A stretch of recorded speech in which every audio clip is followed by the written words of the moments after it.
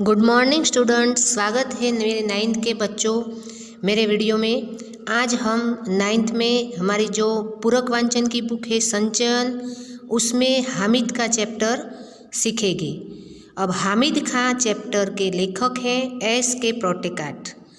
अब एस के पोटेकाट वो है मलयालम के रहने वाले, मलयालम के प्रसिद्ध कथाकार हैं। और एस के पोटेकाट का पूरा नाम है शंकरन कुट्टी पोटेकाट। तो ये एस के पोटेकाट हमारे लेखक है, वो हामिद खां के बारे में हमें जो ये चैप्टर लिख कर बता रहे हैं। तो हामिद खां ये एक मुसलमान है, उनके फ्रेंड है, और एस के पोटेकाट है वो हिंदू है, वो हमारे मतलब हिंदुस्तान के रहने वाले हैं। तो उन दोनों में जो ऐसी मित्रता है उसके बारे में हमारे लेखक ने हामिद खां के बारे में हमारे चैप्टर में पूरा वर्णन किया है। ये चैप्टर है, उसमें लेखक ने यानी कि पोटेकाट ने बड़ी सहजता से हिंदू और मुसलमान दोनों के हृदयों में धड़कती सहृदयता एवं एकता की भावना को दर्शाया है। यहाँ एक मुसलमान और हिंदू दोनों में मतलब कि ये लेखक और हामिद खां दोनों में कैसी अच्छी भावना है वो बताया है हमें। इसमें लेखक की भावना हामिद खां की भावना के साथ एकाकार होती है और दोनों में आत्मीय संबंध स्थापित होता है। और वह कैसे होता है, कहाँ मिलते हैं और आत्मीय संबंध इतना कैसे बढ़ गया, वो सब वर्णन लेखक अपने इस पाठ में करते हैं। तो हम देखें हामिद खां के बारे में हमारे लेखक क्या वर्णन किया है चैप्टर में। ये संचयन की बुक में से हमारा चैप्टर नंबर 5 है, वो है तक्षशिला। अभी जो पाकिस्तान में है वह तक्षशिला पाकिस्तान में आगजनी समाचार पत्र की यह खबर पढ़ते ही मुझे हामिद खां याद आया। मैंने भगवान से विनती की, हे भगवान मेरे हामिद खां की दुकान को इस आगजनी से बचा लेना। अब चैप्टर में क्या है वो ये लेखक आगे बताएंगे। इसके पहले क्या कर रहे हैं, अभी लेखक समाचार पत्र पढ़ रहे हैं। तो ये पाकिस्तान में उनके जो मित्र है हामिद खां, तो उनके लिए प्रार्थना करते हैं क्योंकि वहाँ आतंकवाद फैला गया है, इसलिए हामिद खां को बचाना, क्योंकि एक दूसरे के प्रति अच्छा भावना एकाकार हो गई है उनकी। वो कैसे हुई थी वो हम आगे देखेंगे। तो यहाँ पे लेखक हामिद खां को बचाने की भावना से भगवान को विनती कर रहे हैं, प्रार्थना कर रहे हैं। अभी 2 साल ही तो बीते हैं जब मैं तक्षशिला के पौराणिक खंडहर देखने गया था। एक और कड़कड़ाती धूप, दूसरी ओर भूख और प्यास के बारे बुरा हाल हो रहा था। रेलवे स्टेशन से करीब 1.25 मील की दूरी पर बसे एक गांव की ओर निकल पड़ा। अभी यहाँ लेखक बता रहे हैं कि 2 साल पहले वह कहाँ गए थे, तक्षशिला के पौराणिक खंडहर देखने गए थे। और वहाँ कैसा वातावरण था, वहाँ कड़कड़ाती धूप थी और दूसरी ओर उन्हें भूख और प्यास भी लगी थी। तो भूख और प्यास के मारे उनका हाल बुरा हो गया था। अब रेलवे स्टेशन से करीब 1.25 मील दूर की बस से एक गांव की ओर वह निकल पड़े भूख के प्यास के मारे, मतलब कि वहाँ कुछ खाना और मिल जाएगा। हस्तरेखाओं के समान फैली गलियों से भरा तंग बाजार, जहाँ कहीं नज़र पड़ी धुआं, मच्छर और गंदगी से भरी जगह दिखी। कहीं कहीं तो सड़े हुए चमड़े की बदबू ने स्वागत किया। लंबे कद के पठान अपनी सहज अलमस्त चाल में चलते नजर आ रहे थे। अब यहाँ लेखक क्या बता रहे हैं कि हस्तरेखाओं के समान फैली गलियाँ, तो गलियाँ कैसी थी वहाँ कि हमारे हाथ की जो रेखाएं होती है ना फैली हुई इधर उधर, वैसी गलियाँ थी वहाँ पे। ऐसा बाजार था, तंग बाजार, और जहाँ भी देखो ना वहाँ धुआं, मच्छर, गंदगी फैली हुई थी। तो कई कई तो सड़े चमड़े भी थे। तो ये लेखक के सामने एक अलमस्त चाल में चलता हुआ पठान आ रहा था। चारों तरफ चक्कर लगा दिया पर अभी तक कोई होटल नजर नहीं आया। मन में विचार आया, इस गांव में होटल की ज़रूरत ही क्या होगी। अचानक एक दुकान नजर आई जहां चपातियाँ सेकी जा रही थी। चपातियों की सौंगी महक से मेरे पांव अपने आप उस दुकान की ओर मुड़ गए। अपने अनुभव से मैंने जान लिया था कि परदेश में मुस्कुराहट ही रक्षक और सहायक होती है। सो मुस्कुराते हुए मैं दुकान के अंदर घुस गया। अब ये पूरे गांव में लेखक ने चक्कर लगा लिया तो कहीं पर कोई होटल नज़र नहीं आया। वो मन ही मन सोचने लगे हैं कि इस छोटे से गांव में होटल की ज़रूरत ही क्या है, तो होटल होगी। अचानक एक दुकान पर जहां चपातियाँ सेकी जा रही थी तो उसकी महक से उनको पता चला कि यहाँ कोई कुछ खाना मिल जाएगा। तो वहाँ चल पड़े दुकान की ओर। अपने अनुभव से मैंने मान लिया था कि परदेश में मुस्कुराहट ही रक्षक और सहायक होती है। लेखक अब बता रहे हैं कि कहीं हम अनजान जगह पे गए हुए तो वहाँ हमारी मुस्कुराहट ही काम आती है। दूसरों के साथ हम अच्छे से मुस्कुरा के कुछ बात करेंगे तो हमारा काम बन जाता है। इसलिए ऐसे मुस्कुराहट के साथ वो अंदर घुस गए। यहाँ पे देखो ये दुकान में आए हैं लेखक और सामने है हामिद खां और सामने उनके अब्बाजान बैठे हुए हैं। एक अधेड़ उम्र का पठान अंगीठी के पास सिर झुकाए चपातियाँ बना रहा था। अधेड़ मतलब कि जो उम्र हमारी ढलती उम्र हो जाती है उसे अधेड़ उम्र बोलते हैं। तो वहाँ क्या एक पठान अंगीठी पर चपातियाँ सेक रहा था, मतलब कि फुल्की बना रहा था। मैंने जो ही दुकान में प्रवेश किया वह अपनी हथेली पर रखे आटे को बेलना छोड़कर मेरी ओर घूर घूर कर देखने लगा। वो अपना काम छोड़ के हथेली पे जो आटा था वही छोड़कर मुझे घूर कर देखने लगा। मैं उसकी तरफ देखकर मुस्कुरा दिया। फिर भी उनके चेहरे के हाव भाव में कोई परिवर्तन नहीं आया। वह बेलापरवाही के साथ तीखी नज़र से मुझे निहारे जा रहा था। खाने को कुछ मिलेगा? मैंने धीमी आवाज में पूछा। चपाती और सालन है, वहाँ बैठ जाइए, उसने एक बेंच की तरफ इशारा करते हुए कहा। अब एक आधेड़ उम्र का, ढलती हुई उम्र का जो है पठान वो चपातियाँ बना रहा था। तो वहाँ घुस गए ये लेखक और कुछ बोला नहीं, वो बस देख ही जा रहा था। तो सामने से लेखक ने ही पूछ लिया कि खाने को कुछ मिलेगा। तो उसने धीमी आवाज़ में लेखक ने पूछ लिया। तो सामने से हामिद खान ने क्या जवाब दिया? चपाती और सालन है। सालन यानी कि रस्सेदार सब्जी होती है, चपाती यानी रोटी, फुल्का रोटी। वहाँ बैठ जाइए, ये दोनों आपको मिलेंगे खाने के लिए।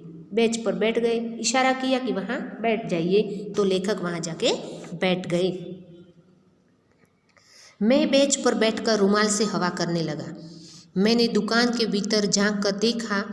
बेतरतीब से लिपा हुआ आंगन, धूल से सनी दीवारें, एक कोने में खाट पड़ी हुई थी जिस पर एक दढ़ियल बुड्ढा गंदे तकिए पर कोहनी टेके हुए हुक्का पी रहा था।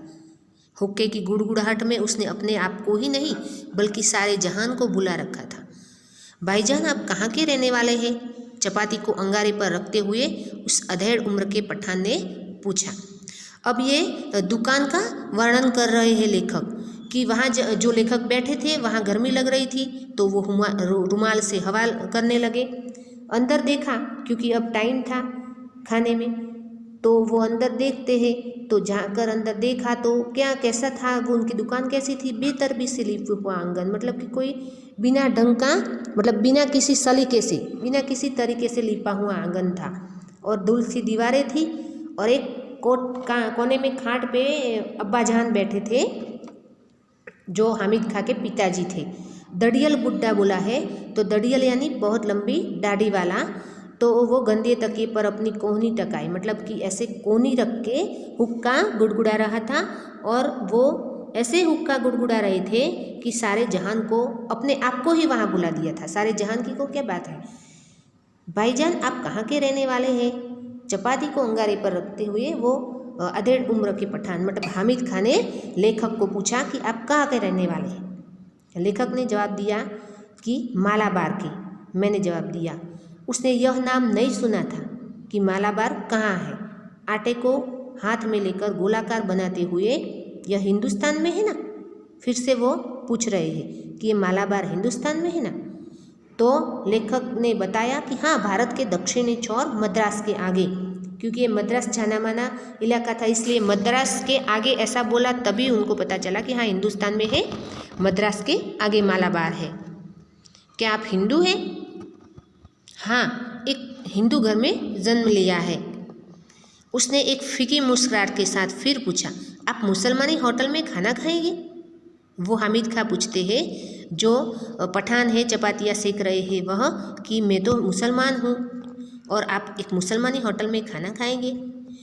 तो लेखक बोलते हैं क्यों नहीं, हमारे यहाँ तो अगर बढ़िया चाय पीनी हो या बढ़िया पुलाव खाना हो तो लोग बेखट के मुसलमानी होटल में जाया करते हैं, क्यों नहीं खाऊंगा। भाई हमारे यहाँ तो क्या है, हमारे इलाके में यानी कि हमारे मालाबार में तो जो बढ़िया चाय या बढ़िया पुलाव खाना हो तो मुसलमानी होटल में ही जाया करते हैं।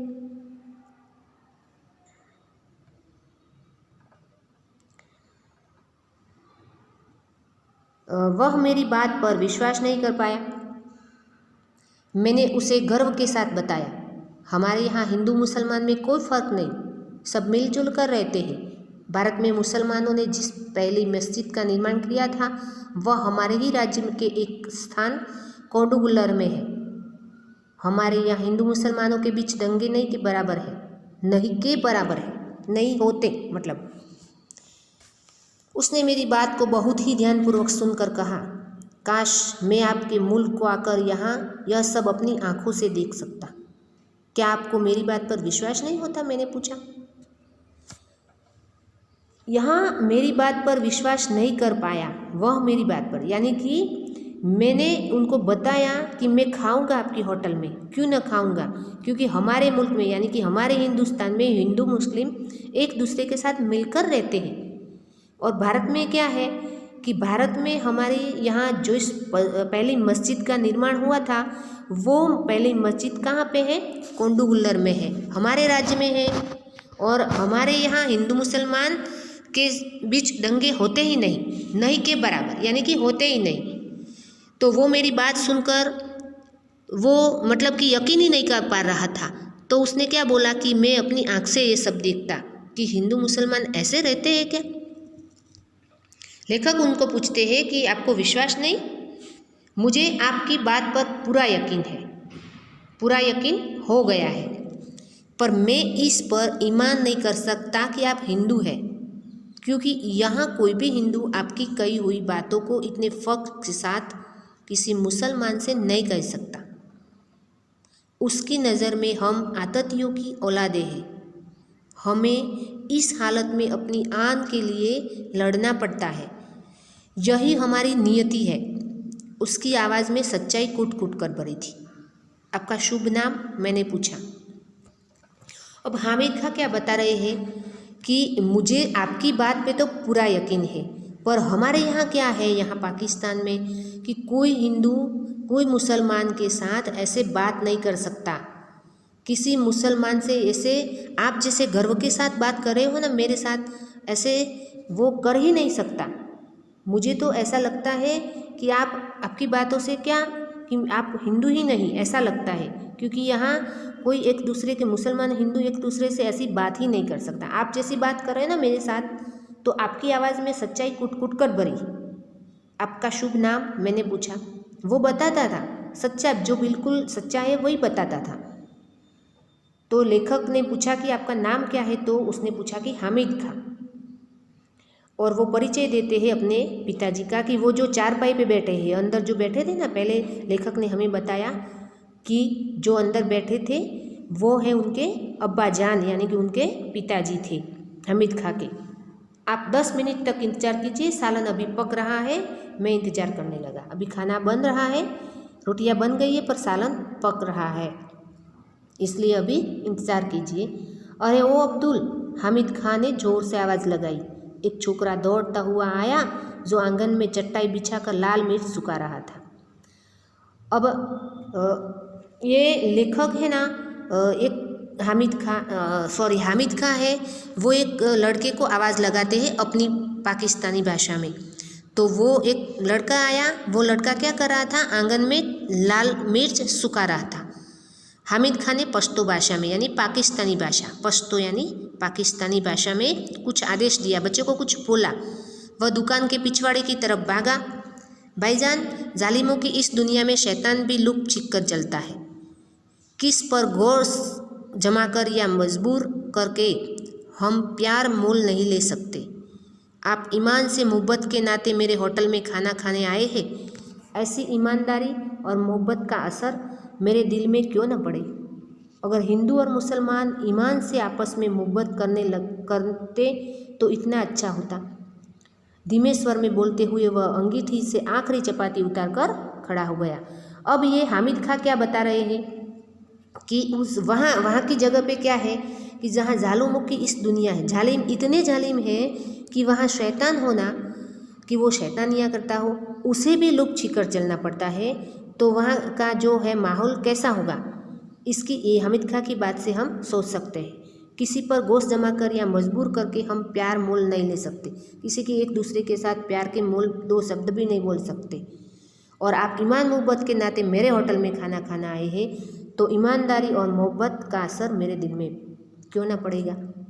हिंदू और मुसलमान ईमान से आपस में मोहब्बत करने तो कितना अच्छा होता। धीमे स्वर में बोलते हुए लास्ट वो अपनी चपाती बन गई। अब जो छोकरा पिछवाड़े की तरफ गया था उसने एक थाली में चावल लाकर सामने रख दिया। हामिद खां ने 3-4 चपातियाँ उसमें रख दी।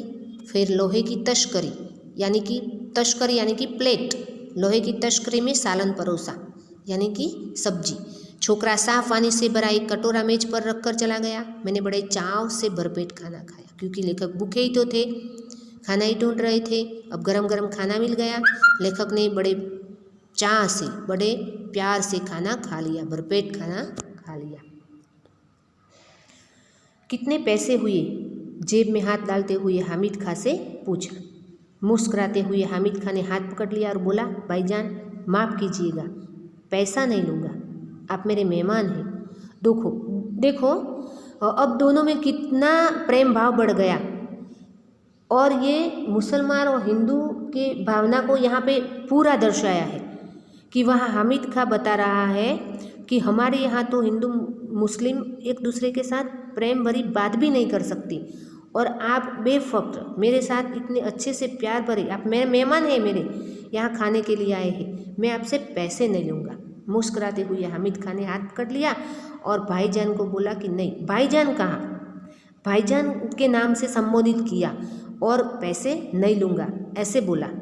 मेहमान नवाजी की बात अलग है, वो बोल रहा है लेकर। एक दुकानदार के नाते आपको पैसे तो लेने पड़ेंगे, आपको मेरी मोहब्बत की कसम। उसने मोहब्बत की कसम लगाई तो जो 1 रुपये की नोट थी वो हामिद खां ने अपने हाथ की ओर ले ली और फिर वह सकुचा रहा था।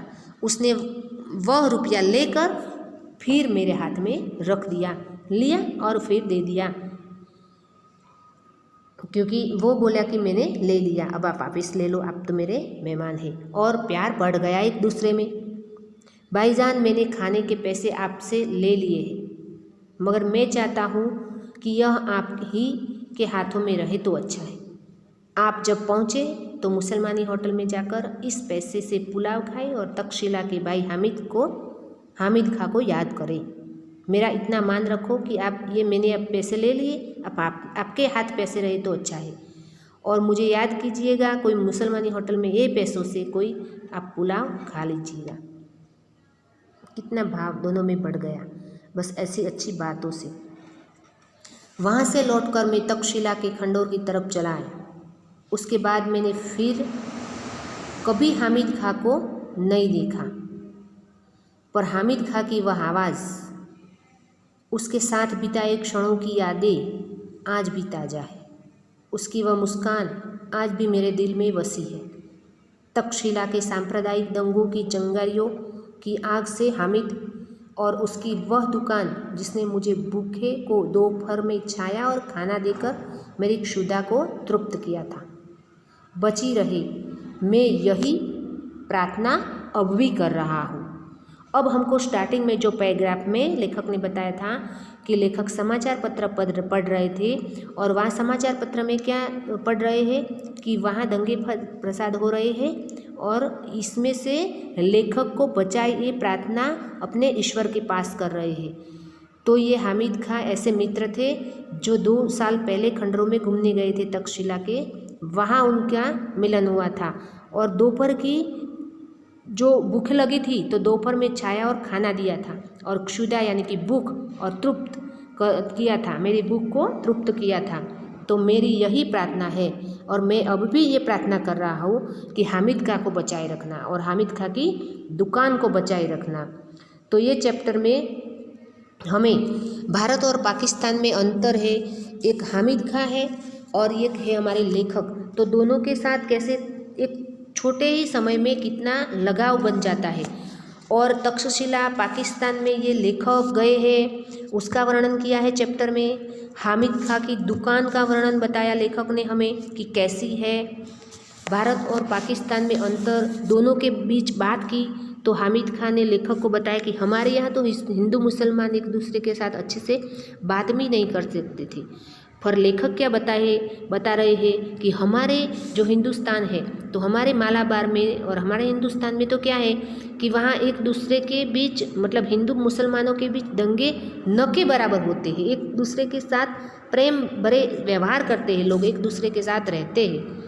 तो वो लेखक को मतलब वो हामिद खां को मतलब ये बात ध्यानपूर्वक सुन रहे हैं ना, तो वो सच ही नहीं लगती कि वो क्या बोल रहे हैं। वो लेखक के ऊपर तो पूरा भरोसा है, पर क्या है कि वो बोलते हैं कि मैं अपनी आंखों से देखता ना तो मुझे यकीन होता कि आप ऐसे जी रहे हो हिंदू और मुसलमान एक दूसरे के साथ। लेखक की मेहमान नवाजी कैसे की हामिद खां ने लेखक की मेहमान नवाजी की, फिर इतनी बातों से इतना दोनों के बीच इतना लगा, यानी कि प्यार बढ़ गया, भावना बढ़ गई, एकाकार हो गई कि पैसे भी नहीं लिए और बोला कि इन पैसों से आप कोई मुसलमानी होटल में जाके चावल मतलब कि वो पुलाव खा लीजिएगा। और वो इतनी मेहमान नवाजी की कि अब आज जब समाचार पत्र पढ़ रहे हैं लेखक, तब वो उनको याद आया तो हामिद खां के लिए भगवान के पास प्रार्थना करते हैं कि मेरे हामिद खां को बचाइए और उनकी दुकान को बचा लीजिएगा। और हामिद खां द्वारा लेखक के विचारों को सम्मान मिला। हामिद खां कितने अच्छे हैं, जो ये लेखक ने वहाँ गए तो उन्हें पता चला और उनको संबोधन कैसे किया, भाईजान किया, भाईजान माफ़ कीजिएगा, पैसे तो मैं नहीं लूँगा, तो उसने नहीं लिए पैसे। तो मुसलमानी होटल में जाकर वो बोला कि ये पैसों से मुझे याद रखिएगा और अब ऐसे संतुष्ट किया आपने मुझे दोपहर की छाया में खाना। तो वो याद करते हैं लेखक अभी ये वो समाचार पत्र पढ़ते। तो हमें इस चैप्टर से ये बिल्कुल साफ है कि यहाँ हिंदू और मुसलमान दोनों में जो धड़कती सहृदयता है, एकता की जो भावना है, वो बिल्कुल सही तरीके से बताया है लेखक ने। और हामिद खां और लेखक की भावना एकाकार होती है, तो ये दोनों में आत्मीय भाव, आत्मीय संबंध कैसे स्थापित होता है, तो उनका वर्णन इस पाठ में बहुत अच्छे से लेखक ने बताया है। तो ये चैप्टर में हिंदू और मुसलमानों के प्रति भाव बढ़ता रहे, ये अच्छे से बता दिया है। तो आप ये चैप्टर ये वीडियो में तो आप समझेंगे, मैंने जो ग्लोसरी के शब्दार्थ हैं वो भी आपको जैसे जैसे चैप्टर में मतलब पढ़ते पढ़ते समझा दिया है, पूरा चैप्टर अच्छे से समझाया है। फिर भी आपको ये 2 बार अच्छे से रीड करोगे तो बिल्कुल अच्छे से आपको समझ में आ जाएगा कि हामिद खां और लेखक के बारे में हिंदू मुसलमानों के प्रति बढ़ावा देने के लिए ये चैप्टर अच्छे से खूब लिखा है। अपनी मतलब कि वो जब पाकिस्तान गए थे तब भी एक सुंदर सा प्रसंग उन्होंने यहाँ पे लिख दिया है। और हम भी ऐसे ही रहे, कोई एक दूसरे के प्रति, कोई धर्म के प्रति, जिन्हें जैसे हमने धर्म की चैप्टर भी देखा है हमारे जो ये टेक्स्ट बुक में है, तो वो भी हम ये ऐसे पढ़ते पढ़ते हम हमारे विचार भी अच्छे करें, ये खूब अच्छी तरह से हमें भी सीखना है आगे हम।